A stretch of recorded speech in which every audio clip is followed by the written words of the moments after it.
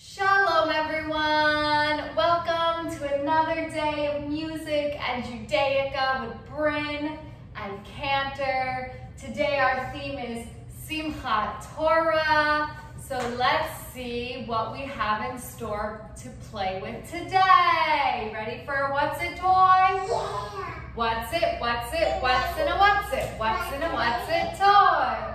What's in a what's it toy? I want to know right now. What's in a what's it toy? I want to know, I want to know, I want to know right now. Come pick, Bryn. Okay, come pick. Baby, come pick. What do we have there? Pull it out. Help her, Bryn. Show everyone, show the camera. It's a talit, and we use that, we wear it when we have the Torah out. And what color is it, Bryn? It's white, lavan. Lavan is the color I see. That's white. Lavan looks good to me. When I wear my talit, white lavan is what I see. Okay, Bryn, what's next? What's next? What's next? What is that? A Torah. Show everybody. And what color is it? The top of the Torah is red. And what's the rest of the Torah? It's blue, right? We have red and blue on this Torah. Blue is kachol. Kachol is the color I see. That's blue. Kachol looks good to me. When I dance with my Torah, kachol blue is what I see. And you know what, everybody? When you have the Torah out and you wear your talis around you like this, when you see the Torah, you take the fringes of the talit, you touch the Torah, and you kiss. See if you can try that at home if you have a talit. What's next, Bryn? We have one more. One more. What is that? It's a Kiddush cup. And what color is it? Purple. Segol. Segol is the color I see. That's purple. Segol looks good to me. When I drink my grape juice, Segol purple is what I see. Can you help me clean up? Let's clean everything. Let's put it away. This is where, bring me the Torah. This is where our Torah will stay. Soon we'll find another fun toy to play. And we can go and have a fun and great day. Now it's time for our Aleph Bet. Is everybody ready? Yeah. Repeat after me. Aleph Bet, Bet. Aleph Bet, Bet. Gimel Dalet Hey. Gimel Dalet Hey. Vav Zayin Chet Tet. Vav Zayin Chet Tet. Yod Kaf Chaf. Yod Kaf Chaf. Lamed Mem Nun. Lamed Mem Nun. Samech Hayim Pei Pei. Samech Hayim Pei Pei. Tzadik Kuf Resh. Tzadik Kuf Resh. Shin. Sin. Tav. Let's do it one more time and remember to repeat after me. Aleph, Bet, Bet, Bet. Gimel Dalet Hey. Gimel Dalet Hey. Vav Zayin Chet tet. Zayin, chet, tet. Yod, kaf, chaf. Yod, kaf, chaf. Lamed, mem, nun. Samech, chayim, pei, pei. Sadi, kuf, resh. Sadi, kuf, resh. Shin, sin. Uga, uga, uga. Bama, gana, chuga. Nisto, vevad, kol hayom. Ad asher nimtza makom. Lashevet lakum. Lashevet lakum. Lashevet velakum. Faster. Uga, uga, uga. Bama, gana, chuga. Nisto, vevad, kol hayom. Ad asher nimtza makom. Lashevet lakum. Lashevet lakum. Lashevet velakum. Jump up, get down. Come dance with Cancer. We're moving our bodies to the alphabet. Dance nearby. Whoa, oh, oh, oh, oh, oh. Dance far away. Now clap your hands to the letter of the day. Clap, clap. What's the letter? Clap, clap. What's the letter? Clap, clap, clap, clap, clap, clap. The letter of the day is tough. Tough for Torah. We finished the alphabet just like we finished reading the Torah scroll on Simchat Torah, which is coming up very soon. So tough for Torah. Join us for our Torah Hokey Pokey. You put your Torah in, you take your Torah out, you put your Torah in, and you shake it all back. You do the hokey pokey, then you spin it around. That's what it's all about. You take your Torah up, you take your Torah down, you take your Torah up, and you shake it all around. You do the hokey pokey, then you spin it around. That's what it's all about. You take the Torah in front, you take the Torah back, you take the Torah in front, and you shake it all around. You do the hokey pokey, then you spin it around. That's what it's all about. You take the Torah to the right, you take your Torah to the left, you take your Torah to the right, and you shake it all around. You do the hokey pokey, then you spin it around. That's what it's all about. You give your Torah a kiss, you give the Torah a kiss, you give your Torah a kiss, and you shake it all around. You do the hokey pokey, then you spin it around. That's what it's all about. Yay! It's story time. It's story time. Come sit with me. Come sit with me. Wiggle, wiggle, wiggle, wiggle. Stop! It's story time. It's story time. We'll read a book. We'll read a book. Giggle, giggle, giggle, giggle. Shh. Use your ears to listen. Use your eyes to see. Give me your attention. Use your imagination with me. The Patchwork Torah. It was Simchat Torah, and David was excited because tonight in the synagogue, everyone would dance with his grandfather's new Torah. David ran ahead, hopping over mud puddles so he wouldn't ruin his shoes. It was wartime, and shoes were expensive and had to last.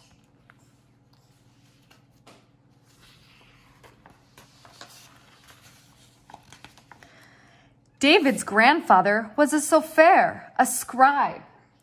The rabbi had asked him to write a new Torah for their synagogue because the letters in the old scroll had started to crack and fade. David loved to watch as grandfather dipped his quill pen into the bottle of ink and carefully wrote Hebrew letters on the long sheets of parchment. It had taken him over a year to complete this Torah. See the Torah? And here's the grandfather, the scribe, writing each letter very carefully. Grandfather took the new Torah from the ark. See the ark over here? It was wrapped in a velvet cover embroidered with silver thread. Next to it was the old scroll in its faded silk cover. Will they throw out the old Torah now that you wrote a new one? David asked. A Torah is not something to be thrown away. Grandfather answered. I'll put it in my cabinet, and someday maybe I'll have time to repair the letters so it can be used again. David understood it was important to repair and reuse things. He and his friends went on a scrap drives, collecting metal, rubber, and paper to make things that would help the soldiers fighting against Hitler in Europe.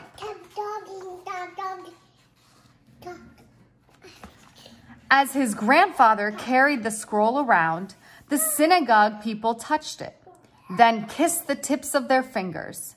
David marched proudly beside him. You see everybody touching the Torah and kissing the Torah. Years passed. When he became a bar mitzvah, David was called up to read from his grandfather's Torah. Afterward, grandfather told David he was now old enough to learn the skills of a sofer, the scribe, the one who writes the Torah. He taught David how to sharpen the quills, that's the kind of pen that they use, and how to use them to write Hebrew letters on a scrap of paper. One day when David was practicing, there was a knock on the door. He and grandfather hurried to greet their long-awaited guests. A tall, thin man cradled a Torah wrapped in a worn blanket. A small woman stood by his side. Cousins Sarah and Ben had survived the terrible war in Europe and only recently arrived in the United States. They handed their treasure to grandfather. During lunch, Sarah and Ben told their story. We ran from our house when we heard the Nazi soldiers coming, Ben said. The synagogue was destroyed. We saw the Torah scroll in a mud puddle and grabbed it and ran. Finally, after hours of searching, we found an old barn to hide in. The farmer found us in the morning, Sarah said. We thought he would turn us in, but he let us stay. The barn was cold in the winter, wet in the spring, and full of flies in the summer. But at least we were safe. The farmer's wife brought us food. We hid the Torah under a pile of hay. The scroll got wet, Ben added, and mice chewed on the parchment. Do you think you can fix it? Grandfather unrolled the scroll and studied it. I am afraid much of it is damaged, he said. He wrapped it back in the blanket and put it in his cabinet. When I have time someday, I'll see what I can do, but I'm not sure whether it can be used again. So he's putting the Torah in his cabinet. Maybe he can fix it later. Years passed. When David grew up, he became a sofer, a Torah scribe who writes the Torah, like his grandfather. In his workshop stood his grandfather's cabinet of old scrolls. One day, another Torah was added. David's son, Josh, was watching him work when the rabbi called. There was a fire in the synagogue last night, the rabbi said. No one was hurt, but the Torah scroll was damaged. The one my grandfather wrote, David asked. Yes, I'm afraid so. I will come and get it. Maybe it can be repaired. David unrolled the scroll. Parts of the parchment, the paper, had been singed by flames or blackened by smoke. He brought it home and put it in the cabinet with the two other scrolls. Why do you keep all those old scrolls, Dad? Josh asked. David pointed to each of the scrolls and told its story. This is a very old Torah whose letters have cracked and faded. This one was rescued by my grandfather's cousins, who kept it with them while they hid in a barn during the Holocaust. And the one that was damaged in the fire is one my grandfather wrote. Maybe someday I can fix them all. Years passed.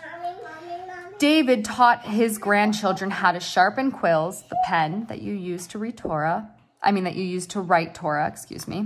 and how to write Hebrew letters on scraps of paper. He hoped one of them would be a sofer someday. One day, as David was working on a new Torah, his son called from New Orleans. "There was a big flood here, Dad." Josh told him about the hurricane called Katrina and how the water of the Mississippi River overflowed the levees and poured through the streets and houses. "Our synagogue flooded too," Josh said. "I waded in to rescue the Torah, but the water came almost to my waist. I held the Torah as high as I could as I carried it out, but I'm afraid much of it got wet." "Bring it to me," David said. See him holding the Torah with all the water? Yeah, I see, Mommy. Yeah. When Josh brought the Torah from New Orleans, his daughter Leah came with him. Leah loved to watch Grandpa David work.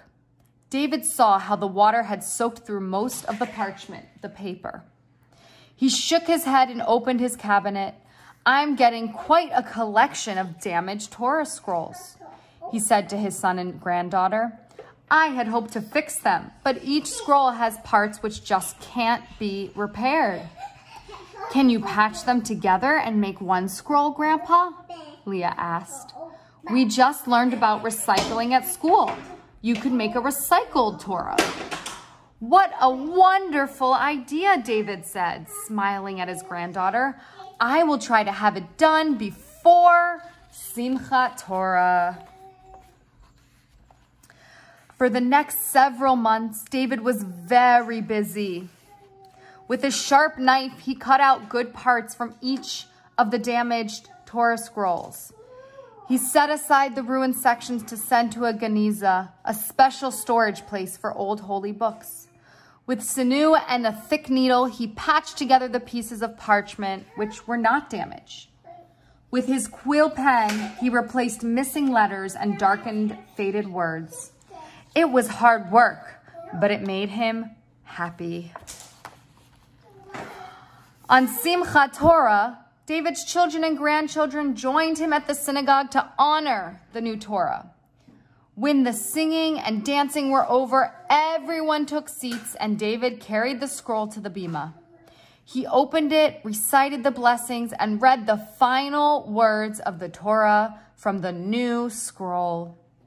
Then he and the rabbi began to roll it back to the beginning. This is a very unusual scroll,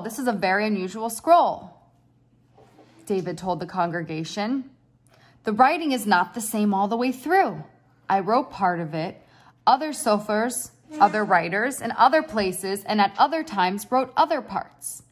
Leah stood on her toes and watched the parchment flow past as her grandpa pointed out where the sections had been patched together.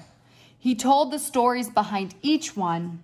"Now," said the rabbi, "we will begin the cycle of Torah reading once again." He recited the blessings and read the first lines in the beginning. When it was time to return the Torah to the ark, David carried it around the synagogue. He remembered the Simchat Torah so long ago when he marched with his grandfather. He smiled at Leah. She held her grandpa's hand and walked proudly alongside him. The end. Shalom, everyone. So now we are gonna make our own yad with Play-Doh. And if you remember, yad means hand. So when we read from the Torah, because it's got God's name in it, and it's so holy and special to us, that special paper I just read about, called parchment, We can't touch that. You're not supposed to touch that. You have to use what we call is a yad. It looks like a pointer finger, and you use that while you read the Torah. So we're gonna make our own right now with Play-Doh. We'll see you when we're done. And we're here, we're making our yad. So first, you wanna roll it out kind of long. We don't need our Play-Doh, right? And we're gonna roll it out kind of long. What shape is this? Can you help me roll, Bryn? Can you roll the pink like this? Right, we have to roll it. And then you've gotta make a hand. So what I did is I made a little circle. Can you make a circle, Bryn, like mommy? And then with a tool, any kind of tool, we have a bunch of Play-Doh tools, but you can use whatever you want. You've gotta make the fingers. So the three of the fingers, these three fingers should look like that, like a knuckle almost. And then you wanna push it down in the middle so you can start to make a hand that kind of looks like this, that part of it. So you wanna make the finger parts. So once you do that, and we don't eat our Play-Doh, Bryn, take it out of your mouth, please. Then we need to make the thumb. So when you put your hand like this, you have your thumb kind of showing a little bit. So we need a smaller piece of Play-Doh, and we're gonna roll it to make a little itty bitty thumb. And we're gonna put it right where the thumb goes. Not in your mouth, Bryn. So we've got our little knuckle with our thumb. And then the last thing that we need to do is make our pointer finger. So now we take a little bit more Play-Doh and we're gonna roll it out again. Can you roll it, Bryn? Can you roll it, Bryn, like mommy? Like that. And we're gonna stick it on like that. And we have our hand that you can then attach to your longer piece to make our yad. We will come back and show you our final product. Here's our final product. We have our yad, and you have a few things you can do with it. You can keep it soft and then remake things with it. But we decided to put ours in the oven at 250 degrees Fahrenheit. Took about an hour to harden, and right now it's still a little warm, which is why I can't pick it up with my hands. But you can see here is our yad, and it's hard. And you can put Mod Podge on it to make it look a little bit more glossy. And here we have our yad for Torah reading. David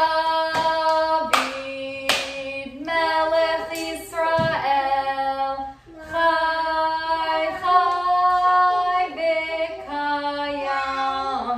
David Melech Yisrael, Chai Chai V'Kayam. David Melech Yisrael, Chai Chai V'Kayam. David Melech Yisrael, Chai Chai V'Kayam. David Melech Yisrael, Chai Chai V'Kayam. David Melech Yisrael, Chai Chai V'Kayam. David Melech Yisrael, Chai Chai V'Kayam. David Melech Yisrael, Chai Chai V'Kayam. David Melech Yisrael, Chai Chai V'Kayam. Who kept up with me? Shalom chaverim, shalom chaverim, shalom, shalom, lehitraot, lehitraot, shalom, shalom. Goodbye, my friends, goodbye, my friends, goodbye. Till we